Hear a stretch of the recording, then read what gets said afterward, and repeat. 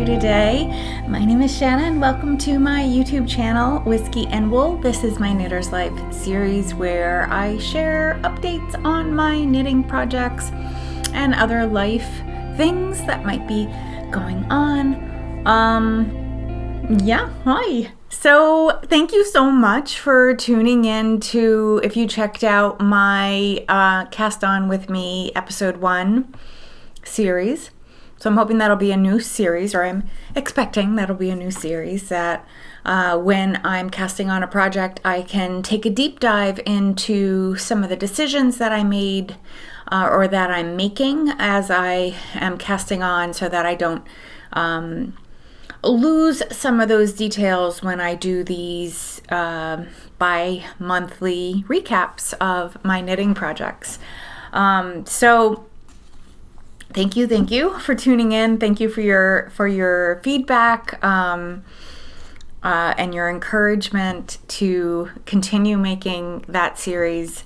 Yeah, it was really fun. It was what made that so satisfying, besides I felt like I had just created this big opportunity to just really talk a lot about some of the processes that I do without really thinking too much about them. It gave me pause, but also what was so satisfying was that editing was so light and easy. So that series of episodes is going to be pretty easy to keep up with because I'm always casting on something, not always, but frequently casting on new things. I feel like this whole year so far, 2024, I got off to a rough start in terms of my knitting projects because I had been sort of, not burdened, that's the wrong word, but I had taken on some pretty substantial projects that just needed a lot of attention, and that carried over from 2023. And it was all because I did a lot of gift knitting and stuff. So that kind of set me back on my usual routine of like getting a sweater done or a substantial size project done about every 6 weeks or so. So so here I am in my first FO from cast on to FO in 2024. I cast this on New Year's Day. It was my New Year's Day cast on, and I just finished it 2 days ago. It is April 14th. So I finished it on April 12th and blocked it and stuff, and it dried most of yesterday. And yeah, it took me that's a whopping 3.5 months to finish a sweater.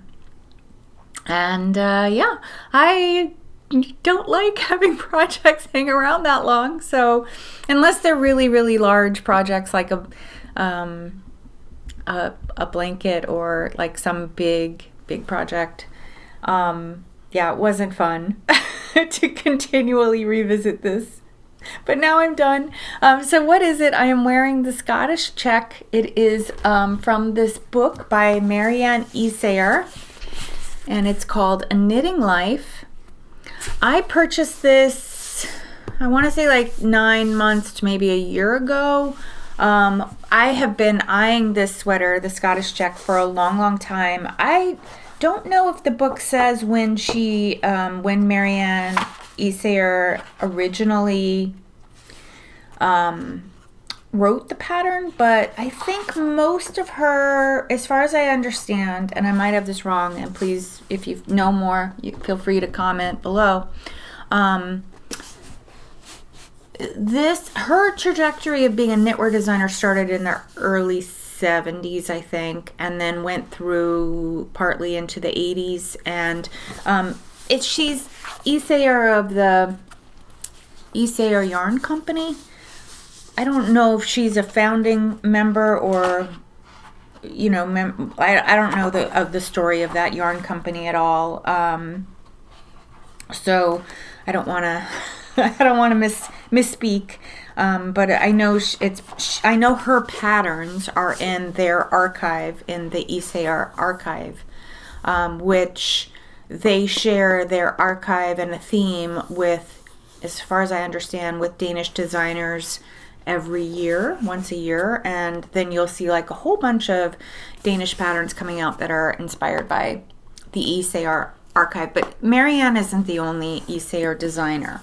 There's others, as far as I can understand, as far as I've seen, I should say. Again, not an expert on that company at all, or on her, and I haven't really even read the book. I literally bought the book for this pattern, and there's a lot of other patterns in there too that I really, really liked, that I may make at some point.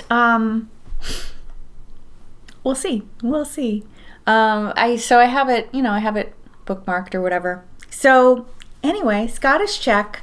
It was an interesting make. I did do some modifications. The pattern is written to be knit from the bottom up in pieces, and I chose to knit it in the round, so that was my first mod. And then when I got to where you split for the armholes, I knit flat front and back. And then the sleeves are meant to be knit top down, flat, like you would cast on. You would join your shoulders, and then you would cast on the sleeve stitches and then knit flat and then seam up the armhole. I decided not to do that.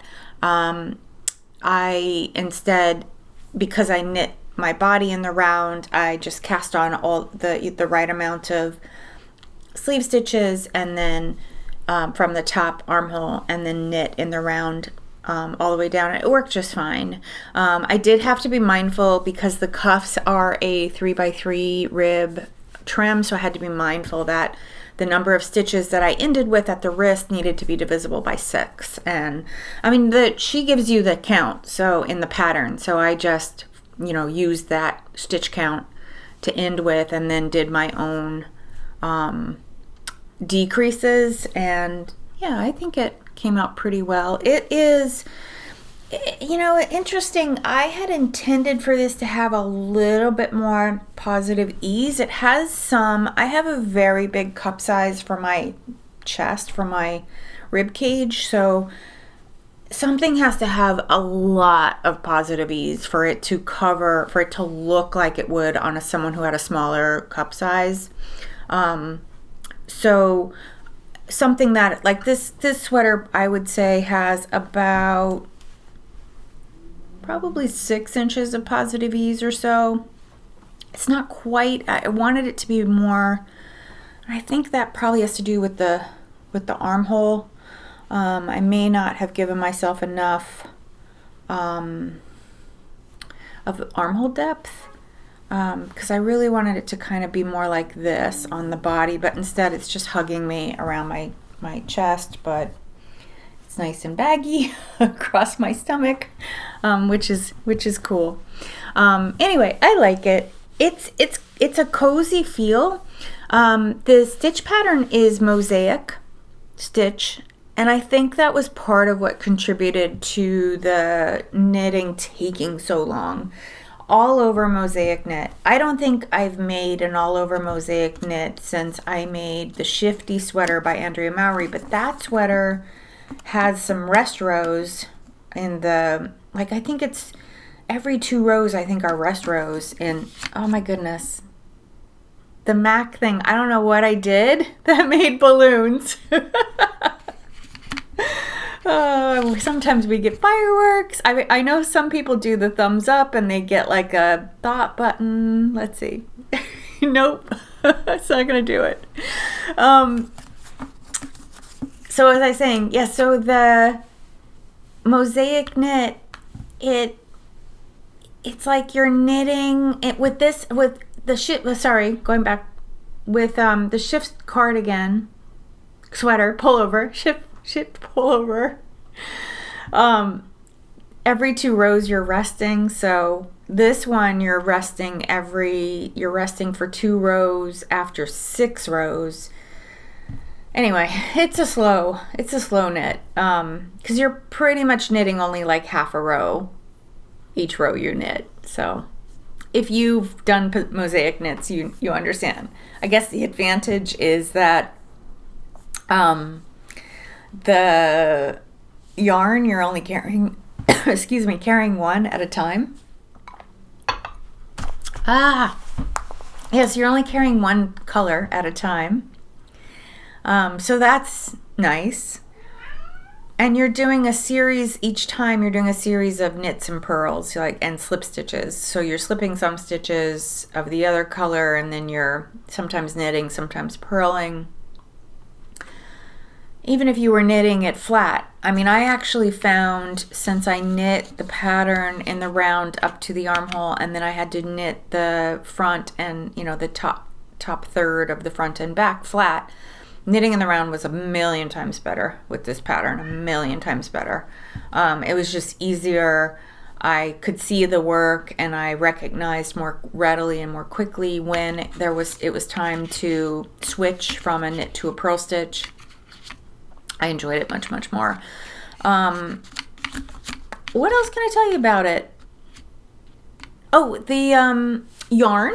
I tell you about the yarn. Oh my goodness. I totally played Yarn Chicken with this project, like completely played Yarn Chicken. I ran out of the black yarn, so I used both the white and black, our Green Mountain Spinnery Lana base. The black is called Chiaro Scuro, and the white is called Blanco.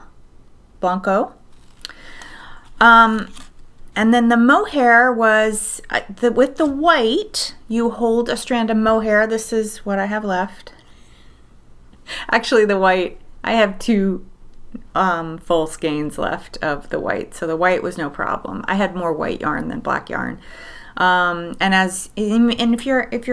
if you're not new here today and you watched my previous Knitter's Life episode, you'll know that I did run out of the Ito Sensei mohair, and I ended up ordering another skein and waiting for it. And this is all I have left of that 3rd skein. So you roughly use about 600 yards of the black and about 600 yards of the white, probably a little more of the white because you are doing collar and cuffs. What I'm not explaining very well here is that the skeins that I had are 400 yards each. They're fingering weight, 100-gram skeins, but I used some of them, partial skeins of both the black and white, to make a pair of mitts, which is why I estimate I had around 600 yards for each color here. And cuffs and waistband all in white. Anyway, this is just a little dab of like a mini. When I went to cake the yarn, it snapped, so I had a tiny, like almost mini skein size, maybe like 10 or 15 grams, and that's what I have left of that little bit.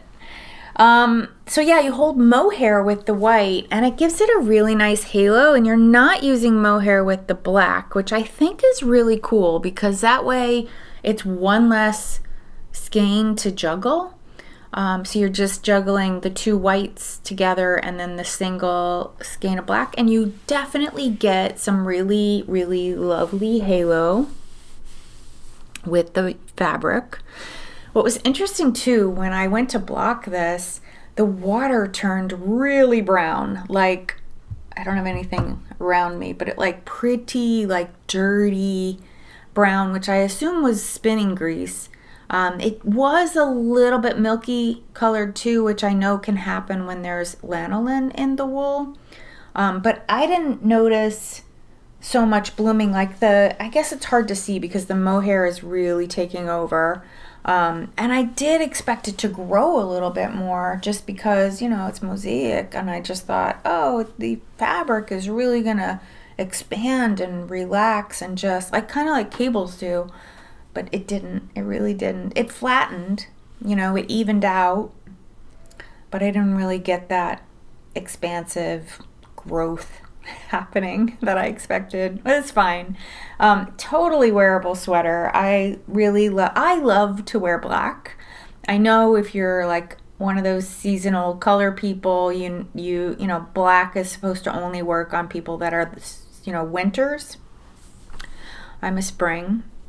So like this sweater here. The top part, these are my colors up here. This lower part is more autumnal colors for, in terms of that seasonal thing. And I've mentioned this before. I know some people just kind of don't like the seasonal theory at all because no one wants to be restricted really, I guess, or a lot of people don't want to be restricted to a particular palette, but it is really useful to know what colors look good on you. And supposedly only winter seasonal people can wear black. I love black. I have been wearing black for decades, and I've known that I'm a spring for decades too, and that black supposedly doesn't look good on me. I wear it anyway. In fact, yesterday I was wearing all black sweater, black jeans, all black. I often do that. So yeah, I mean this is the right white for my skin tone. You know, I'm supposed to wear warmer whites, and I try to stick with that. I love to wear white as well, but I also really like crisp white. I have a cat. I have two cats. One who's very mellow, and the other one is very mischievous, and my mischievous cat is working his way over here, nomming on everything on his way, and he was meowing a little bit, so apologies if you heard him meowing and it bothered you. Or maybe you had to mute I do that sometimes when someone's dog is barking. I'll mute my video playback just to see, like, is that here or is that in the video? So yeah, he's working his way over here. He's actually right here now. I can touch him. Hi. Do you want to say hi to everybody? Come here. This is Egg. Say hi to everybody, Eggie. Oh no. Oh no. He's really unhappy. Oh my god, there's the thumbs up. Oh my gosh, he's really, really unhappy. But it's okay. Hi, baby. I really want you to look at the camera. There we go, maybe. Yes. Oh my gosh, he's so cute. You're so cute. Can you go over there? Thank you, sir. Can you not sit on the computer? Thank you, sir. I know now you're stuck. What are you gonna do? Here, go that way. Yep, there you go. Silly guy. Knitter's life. Pets run around. I just found the Ito Sensei label. I was gonna see if I could. Oh, it's just called white, the color. I was gonna see what was the color. Oh yes, so I am so happy to have this sweater off the needles. Very, very happy.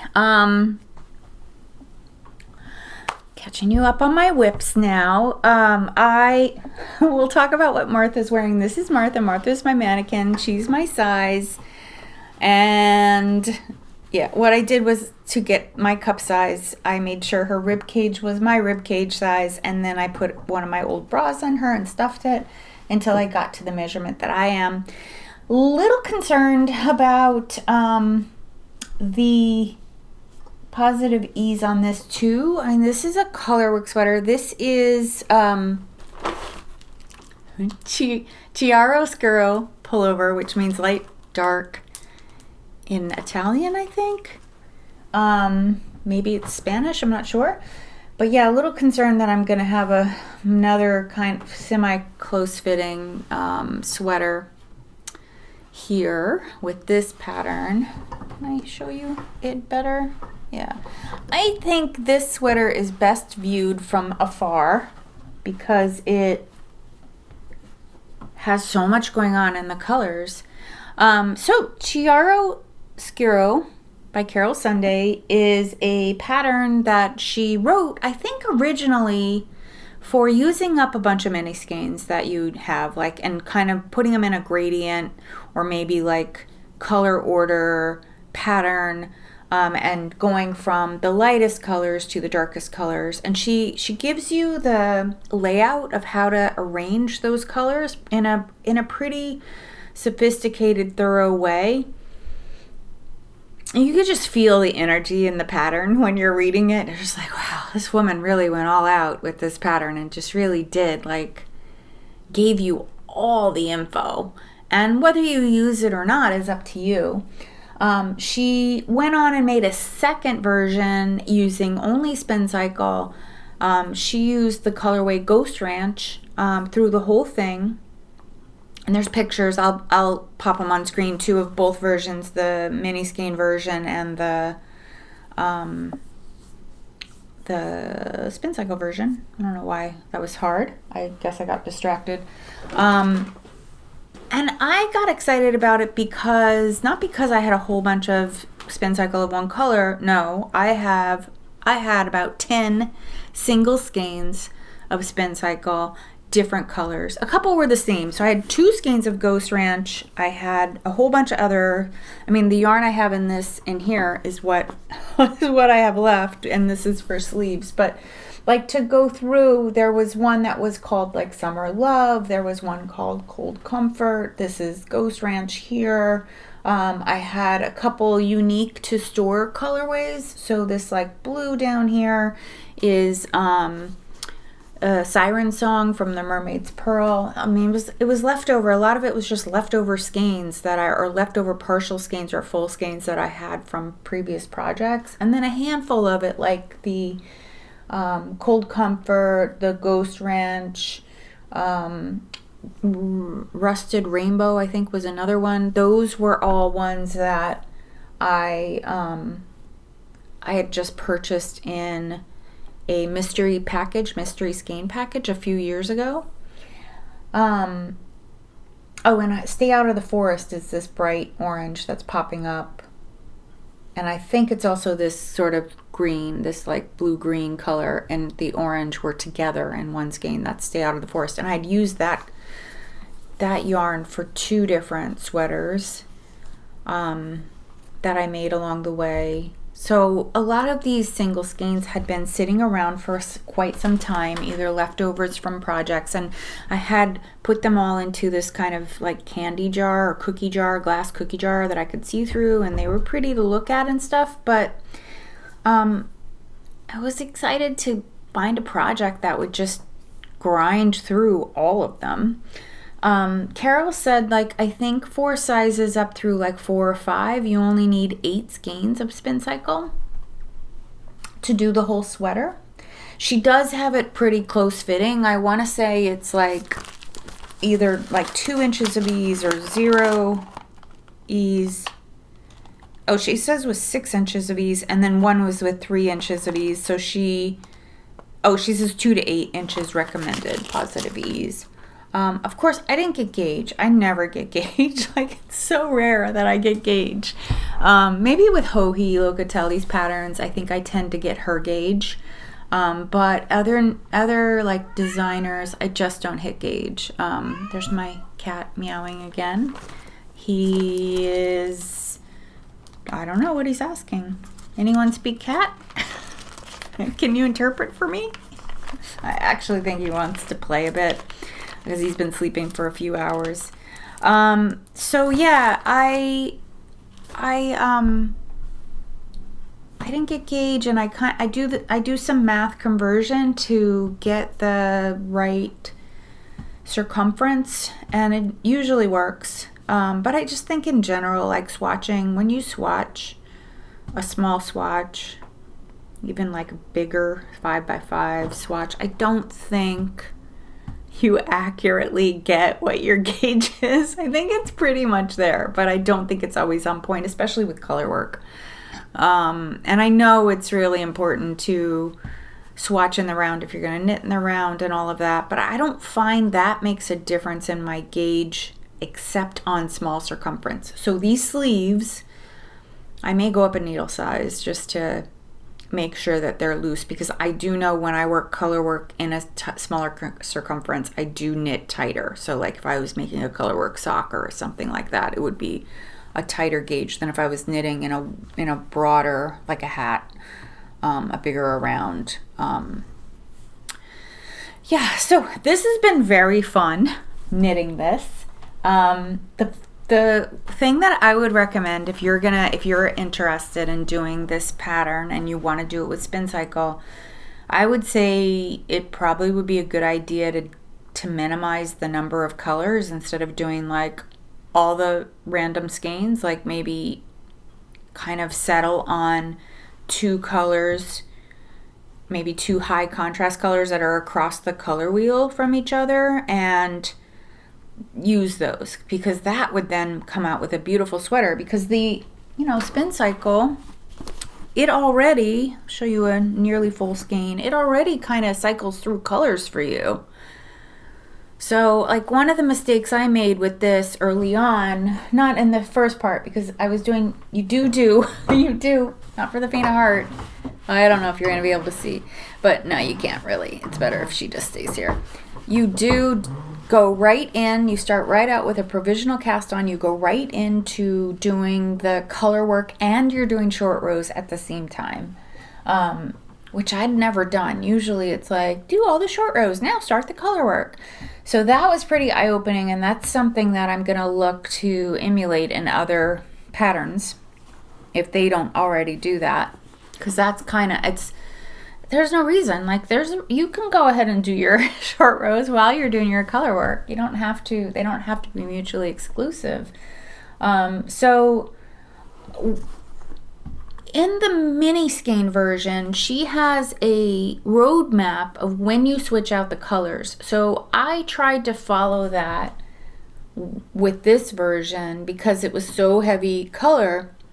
So like probably somewhere around here, I started to swap the colors out as frequently as she says. And it's basically every time you knit about half a motif, you swap out colors.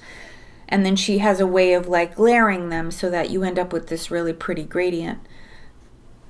I didn't need to do that. And it took me probably until I got down to about here for me to realize like, I could probably stop swapping out colors.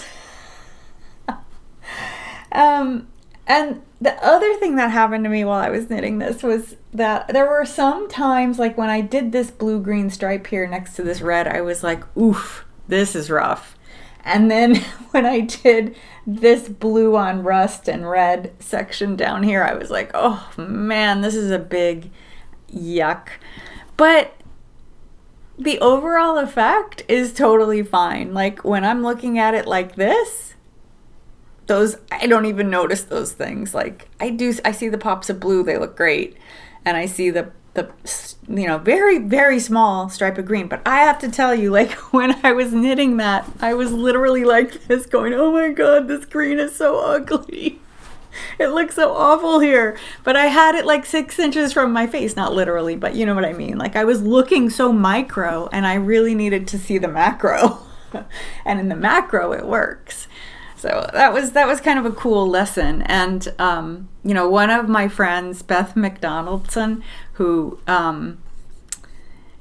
has her own YouTube channel, and she's a knitwear designer. She lives in Bermuda. Check her out. She's very cool. I love hanging out with her and chatting with her, like whether it's on YouTube or in person. She made a comment when I first showed this a few episodes back where she said, more color is more. Like, it's just great. Like, you can't, once you reach a certain number of colors, like more, you can't go wrong. You can just keep adding colors because no one's, it doesn't disturb your eye anymore.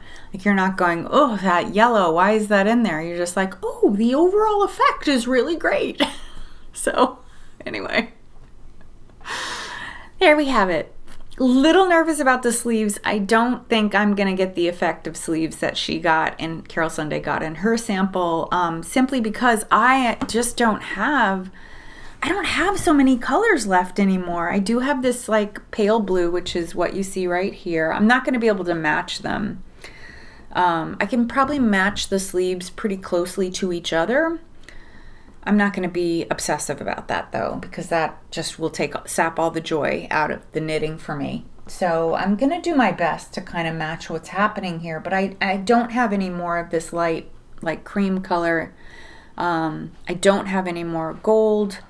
I do have the blue, and I've got lots of the red oranges, and I have a little, this is all I have left of Ghost Ranch out of 2 skeins, so I used quite a lot of it already. And I do have the Mermaid's Pearl Siren Song bright blue, so I have some of that. So I don't know, we'll see what happens. I did pull in this other kind of, what I said was a bit of an ugly duckling skein. I don't remember the colorway name, but I just really didn't like it. I love the green, but I don't like the gray. There's a lot of like heavy gray in it, like that. Same skein. Oh my gosh, this kitty. I'll be right back. Okay, next whip. I did a costume change on Martha so you could see a little better. Let me pull her over this way so you could see the sleeve. I did get going on the sleeve. I've cast off. On the bottom, I didn't modify anything with this pattern. I did it exactly as is. Probably the only modification is that I used Handspun, and she used 2 matching colors of mohair and a sport weight yarn. I'm using Handspun, which is the colorway Beach Rainbow by Green Goat Ranch. The fiber is, so I spun it myself. I did a Handspun in 2 ply. The fiber is 100% Rambouillet, which I just love. I love hand spinning it. So this is the second skein. I had made 3 skeins of this yarn, and pretty much almost the whole body was 1 skein plus a little bit of another one. And one front, the right front, left front, right front, this side, right front, was the back of the collar, and then this one front was 1 skein. And so I'm going to use that, what's left of that, for the second sleeve. So the sleeves should be not quite matchy-matchy because the skeins aren't matchy-matchy, but the color order should pretty much be the same. But yeah, this is coming along. Now that I'm on the sleeves, it should move pretty fast. The pattern says that you only need 1 skein of Bien Aimée mohair silk because it's like 550 yards, her skeins. But I am really getting low. Maybe I'll make it, maybe I won't, I don't know. Maybe. If not, I have a color, I have some leftover mohair that's the same content, not from Bien Aimée, but it's the same content and pretty close to this color. This one is speckled and my other one is not, but otherwise they're, you know, they're both kind of this buff color, this like blush, like very, very subtle hit of this like peachy pink color. So I'll just use that, and I don't think anyone will notice on the sleeves. Just like on this sleeve, did I finish telling you that so where I ran out of yarn was right here, and these 3 cubes, these 3 cube rows are all a different black yarn that I had on hand. You can barely tell, like in the right light, in total bright natural light, you can see the black is like a little bit cooler toned, but I forgot already. This is the first time I'm wearing it and I already forgot. So yeah, this is coming along. I like it. It's you know, it's a long sweater, it's a long cardigan. I should get some expansion, some growth in the blocking because it is sort of crinkled up. But I knit exactly the length that she recommended. She's only a tiny bit taller than I am, so I figured I could easily get away with it. And if you want to see where it's hitting in the back, this is the fullest part of the hip right here. So it does like cover, like, so your thighs would start here. Just, Martha doesn't have thighs, so we just have to kind of eyeball it. But I think it's going to grow to be quite a bit longer, like the way that you see it in the picture, in the pattern picture. And I know a few other people are making this. Some people are already done. that are watching this channel. But I'm getting there. This will be the next pattern that I'll have finished, I'm pretty sure, because sleeves don't really take me very long. I can usually get a pair of sleeves done that are just stockinette knit in about a week. This one will probably take me a little bit longer because the mohair is slippery to knit, so it is a little slower when you're just knitting mohair alone. So yeah, so that's what's happening with that. And you know, my cat's still meowing, still hollering in the hallway. I have one more whip to show you. This is Sunshine on My Shoulders by Lizzie Jane. I think it's Jane, just pronounced Jane. This is the sweater that I started in Cast On With Me episode 1 last week. I haven't knit very far. It's just about 1 inch of 1x1 ribbing. This is a bottom-up sweater that is a 8-color, I think it's 8-color sweater. And so you can do whatever you like with your 8 colors. There's some really cool versions from people who have made the pattern. I think there's less than 100 projects on Ravelry, but you can see what other people have done. And but the original, as you saw in the picture, was done in sort of a sunset way, which I am also doing, although not exactly. So this is my darkest like teal, blue, green, and then I move from here to, I'm going to show you. I have brought all my yarns over. I'm going to just do this quickly because you'll get a full recap over and over until I finish this sweater, so it's going to be quite a lot. And then I move to this color, and then you move into like orangey colors. So I'm going to be using this rust, and then I have like a soft orange, this color, and then from those you get into some pink shades. So I have this color, and then you finish with a yellow, which I have a new yellow that I didn't show you last week, but this is what it is. It's a Ching fiber yellow. This is the colorway yellow. I purchased a sweater's quantity of it. This is a DK weight sweater, and it's a DK weight yarn. It's her Dashing DK weight base, which is 100% superfine merino. Ultrafine superwash merino. I'll tell you more about the project that this is planned for, but after I ordered it, I was like, oh my god, that would really be great. It would really pop with these other colors. It'll look so good. I don't know if I can get them all here, but I'm gonna try. Maybe get them on the corner of the screen. Right? Nope, they're not gonna stay up, but anyway, you get the idea. Should be pretty.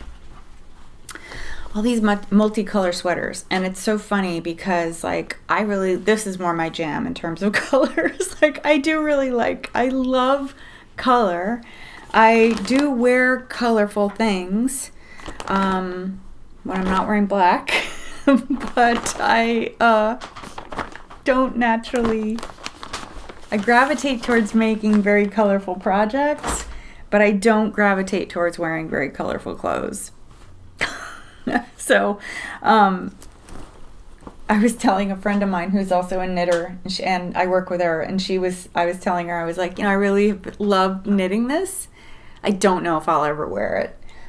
So it may immediately go into a gift pile, and I'll gift it to a friend of mine who also loves bright colors and wears really bright colors. And she loves to wear many colors at the same time, and she's kind of the same coloring that I am in terms of her skin tone and stuff. So she gets a lot of my hand knits when I'm done with them, actually, or when I'm like, I don't really know if I'm gonna wear this. I love making it.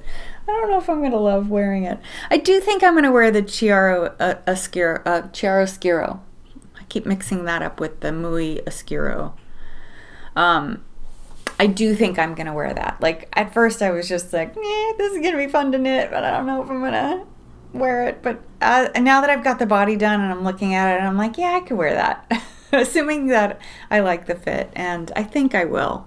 I expect there'll be a lot of growth happening because dyed in the wool Spincycle is a superwash wool, so it should grow. Superwash usually grows quite a lot, especially in length.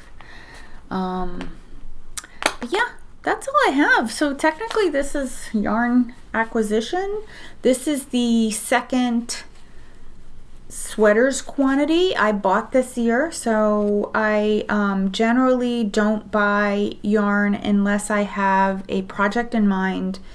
And what I always try to do is shop my stash first, because I would really like to reduce what I have in my stash, just for storage, because I moved into my own a smaller, like I bought an apartment in a very urban area, very close to New York City, in New Jersey. Oh, usually I do this first. I didn't do all this first. So I moved into a much smaller square footage. I was living in about 850 square feet before, and I moved into a 650 square feet place. So I lost a lot of storage capacity. So I've been, so I freaked out last year when I knew I was moving to a smaller place, and really worked hard on stashing down. And I still am trying to do that. It's just that a lot of my stash is just a single skeins of indie dye. In fact, I counted up this morning, and I remember at one point I had over 100 or around 100 single skeins, like just one skein of an indie dyed speckly yarn. That, you know, those are great if you're planning on making a Stephen West shawl. Like most of his shawl patterns, not the recent ones, but the older ones, are just a mishmash of, you know, 4 or 5 skeins of indie dyed fingering weight yarn. So I had close to 100 or around 100 skeins at one point. I knitted through a lot of those and de-stashed a lot of them. I'm down to 50. I literally counted this morning. I have 51 skein of a color fingering weight. I don't know, a lot of them I've had for a very long time, and they're really pretty. I like them a lot. I can see using them. But I don't know how fast I'll use those up. And the other thing that, like, so yes, I could de-stash them and people would probably buy them and they would be out of my house. So if worst comes to worst, I will do that. I mean, if I really just get fed up, but it's okay right now. It's not great, but it's not horrible. I'm not drowning, in yarn. It's all put away, and it's either in a closet or it's over here. My yarn is all over here. What's in the closet is fiber, and what I would like, because I'm a spinner, I do spin yarn, as you know. I would like to get that fiber out of the closet and over here in my storage, where some of the yarn is, like out here in my living room. I would like to replace, a section and get the fiber all there so that I can look at it and go through it easily without having to take like 5 other things out of the closet to get to my fiber. So hopefully this year I'll do a better job. I'll get some stuff down.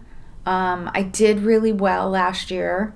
I was highly motivated though, and I did make space, and I was able to get rid of some extra boxes that when I moved were just here holding yarn, like boxes out in my living room that I just didn't have anywhere to put them. So I did get rid of that. That is now, I've either knit through that yarn, or I was able to put it in places where other yarn that I had knit with was done. So yeah, this is my second sweaters quantity. I bought from Ching because I had bought a Ching fiber advent countdown calendar, 12-day countdown calendar for December, and she gave us a discount code, and discount code was coupled with a 20% off sale she was having. So we were able to get the 20% off, then an additional, I don't remember whether it was 5 or 10%. So it was like a really good buy of the yarn. And I looked through her website and found this really bright, beautiful yellow, and was like, oh, that would make a really cool like hoodie. So I think I'm going to do the Traveler hoodie by Andrea Mowry with it. And yeah, that'll be a fun spring knit. It's nice and bright and colorful. And I know she used like a contrast color for the drawstring. I keep picturing like a bright pink, something like that, like maybe one of the pinks from the Sunshine on My Shoulders. Maybe I'll have some of that left over, and that'll end up being the drawstring. I think I'll have leftover. Got hair in my mouth from the mohair. Yeah, so that is my general yarn buying philosophy. I also spin yarn, so I can easily make yarn a sweater's quantity. I've got already stashed some sweaters quantity of handspun that I have zero plans for. It was just like fun to spin. And I'm planning to have some handspun projects on the horizon that I will be working with. I tend to do what I did with the indie dyed yarn. I tend to do it with my hand spinning, where I just make one skein.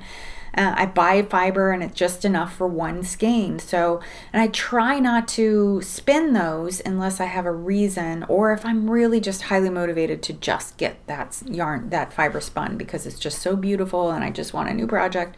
But I should count how many single skeins of handspun that I have. I have a lot. At least, I would say at least like 12 or 15 skeins, single skeins, one skein of a handspun. And one skein projects, there's only so many. Yes, you can make a hat, or you can make a pair of socks, or you can make, a cowl. But that's mittens, maybe, I guess would be the other thing. So there's all of that. Yeah, so I don't know. Anyway, we'll see what happens. I need to get going on some projects, though, just generally speaking. Sorry, I keep like shifting around, and you can see my my light umbrella there, and you can see my camera too. There it is, because I'm sitting in front of a mirror. This seems to be the nicest, brightest corner in the apartment for filming. And yeah, there you go. I think that's all I got for you today. That was a lot. It seemed like a lot. And I will be back with a Knitter's Life update I won't be back in 2 weeks, actually, because I'll be away that weekend. So it won't be next weekend either. It'll be 3 weeks before I'm back again. So don't worry. But I may do a new cast on with me episode this coming weekend. We'll just see how it goes. Like if I get this off the needles, I may cast on maybe that yellow sweater, or another sweater that I've got, or a project that I have planned. And I have another couple ideas, some other ideas for that series that would be, kind of that format where I'm talking a little bit and then there's just some, quiet knitting time with some peaceful music playing, and then more conversation and stuff. And I'm planning them to be around 45 minutes, so I hope you like that. Anyway, thank you so much for hanging out with me today. I'm so happy that you were here and checking me out. Thanks for checking me out if you're new. And give a thumbs up and comment and all of that. If you wish, I love reading your comments. I try to answer all of them. I think I've done so far so good. There were so many comments on the Cast On With Me episode. I didn't think I was going to make it through them, but I did. So yeah, we'll see each other again soon. Take care. Bye.